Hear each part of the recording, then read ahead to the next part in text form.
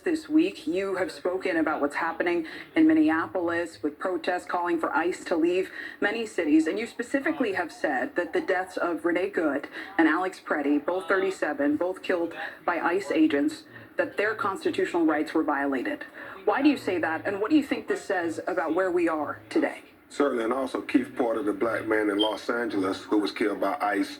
I think ICE, everything they're doing is an assault. It is an assault on the constitutional rights. I mean, you can run through the list. First Amendment with freedom of speech and assembly. Second Amendment with the right to bear arms. Fourth Amendment with a law for searches and seizures. Fifth Amendment with due process. Sixth Amendment with right of counsel. I mean, everything they're doing are violating our constitutional rights. And so we have to find a way to remind America that we are a democratic government based on the Constitution and not a police state. And that's why Worse Than a Lie, I think Worse Than a Lie is so relevant, because you see the parallels. And I mean, this book was written 2-3 years ago, and Hollis Montrose, the black police officer, shot 10 times, and you see Alex Peretti in Minneapolis shot 10 times, and you see in both the fact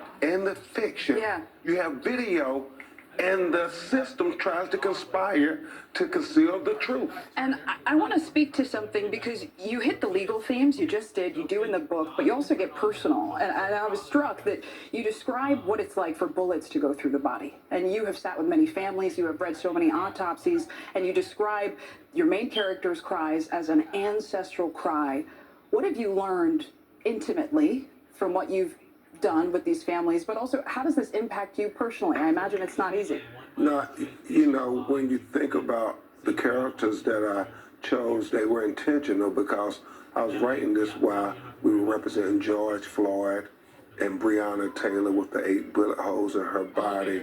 And I just kept thinking, Hollis was a good man, Breonna was a good person. And so you want to let people know that these things happen to good people too, and that's why we have to fight against injustice in all forms. Well, Ben Crump, in your busy schedule, we appreciate you making the time. Thank you so much. And remember, Worse Than a Lie is available now for pre-order, and it's the first book in a series, so we'll have to have you back. Thank you. Thanks so much. Let's go back. Let's see. And to the point of that series, Crump intends to continue drawing on his experiences, and from those experiences, representing so many families, he's secured historic settlements. So there's a lot to watch there. Yeah, when he gets involved, you know that something's gonna happen. Thank you.